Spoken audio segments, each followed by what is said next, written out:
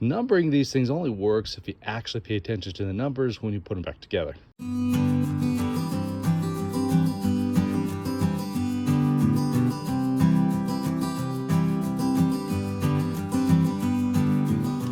So let me talk a little bit about what we've been doing over this past winter. So we had a fairly harsh winter this year, so I haven't been able to get up to the property nearly as much as I like.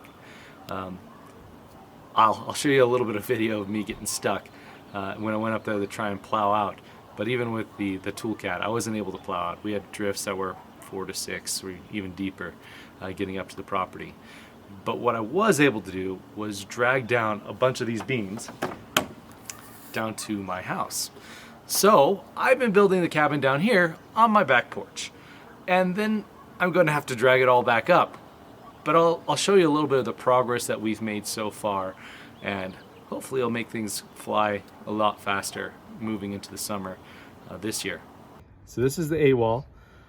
This is going to be the B wall. Over here is going to be C wall.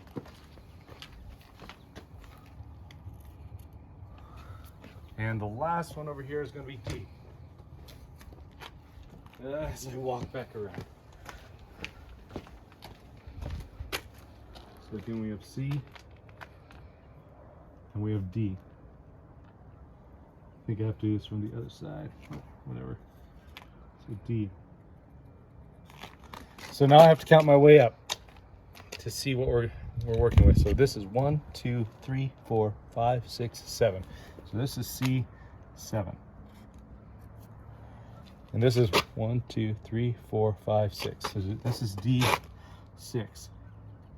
And we'll see as I'm writing these upside down if they still look good by the time I look at them from the other direction. So the whole idea of numbering these is so I know how to assemble them, because they have all been fitted and all of these joints are slightly different from one another. So if I get them out of order, they're just not going to fit. So, that's 6. C6. Yes, that's exactly right. Awesome. Now I have to think how to draw a 6 upside down. Like a 9, right? Hope so. This is now a 6. Right, because isn't it supposed to be the same as that one over there? Yeah, it is. Wait. No, this is down 1. 1, 2, 3, 4, 5, 6. You 1, did 2, right. 3, 4, 5, 6. But you did write C7 over there. I did, because but it's one it's higher. up 1. Yeah, so okay. I still need to go up 1 higher here to match that other side there. Just checking. And I'm not really worried that I'm, writing on these, because these are all going to be covered. So I'm purposely not writing on the joint because I still think I'm going to have some slight adjustments on the joints as I assemble them again. So I'm just going to be, I'll just be planing those off or chiseling those off. So writing further in is going to at least be permanent, so I know how to disassemble and reassemble them again. Okay, so what are we at? 1, 2, 3, 4, 5, 6. So this is B6. I'm ready for the other side. B6 and B6.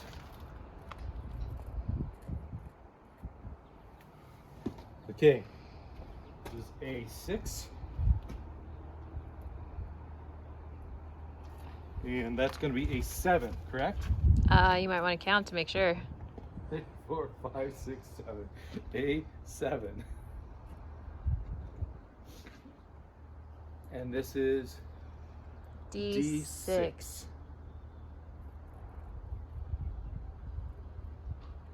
Okay, so now I have to disassemble all this and number them as I go down.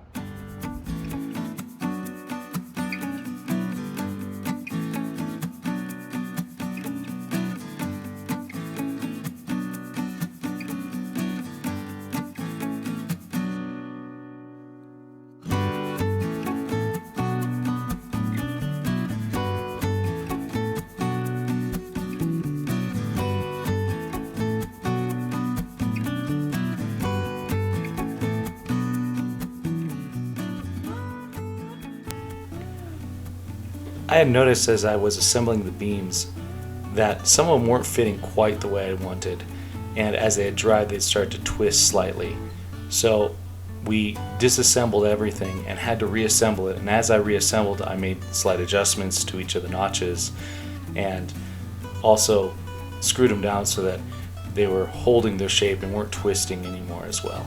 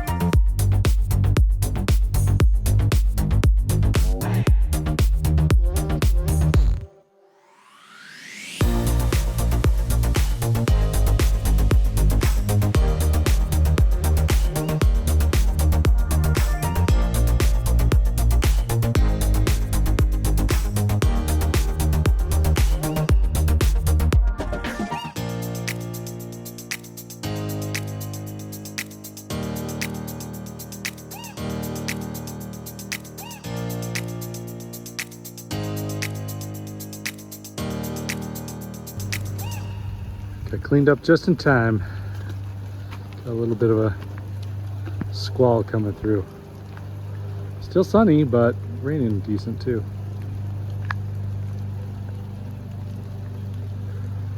It's coming together pretty well.